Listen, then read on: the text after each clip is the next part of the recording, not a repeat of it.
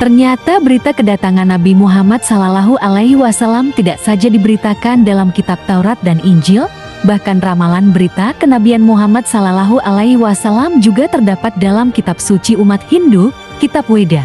Benarkah? Padahal Hinduisme sudah ada sekitar 6500 sebelum Masehi, sebelum kedatang Islam. Pandit Ved Parkash, profesor bahasa dari Allahabad University di India, yang juga menjadi pandita besar kaum Brahmana, dalam salah satu bukunya berjudul Kalki Avatar atau Avatar Petunjuk yang Maha Agung yang baru diterbitkan memuat sebuah pernyataan yang sangat mengagetkan kalangan intelektual Hindu.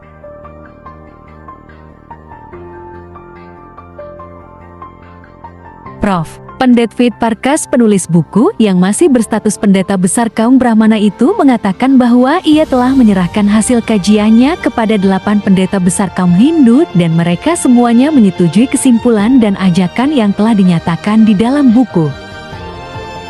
Semua kriteria yang disebutkan dalam buku suci kaum Hindu Weda tentang ciri-ciri Avatar sama persis dengan ciri-ciri yang dimiliki oleh Rasulullah SAW yang lahir di Makkah.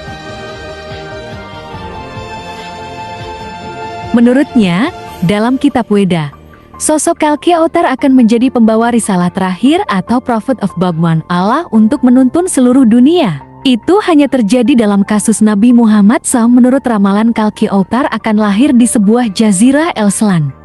Dan itu di wilayah Arab yang dikenal sebagai Jazirat Arab.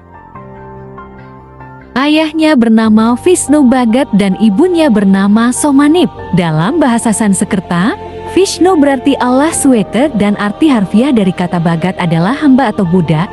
Dalam bahasa Arab berarti Abdun.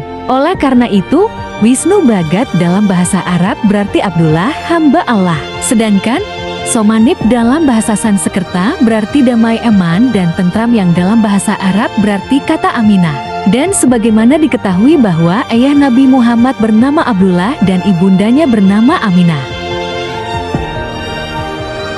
Dalam kitab Weda juga disebutkan bahwa Kalki Avatar akan lahir di kaum yang dihormati dan mulia di tanahnya. Dan ini juga berlaku dalam kasus Nabi Muhammad SAW karena ia lahir di suku Quraisy yang dihormati di Makkah.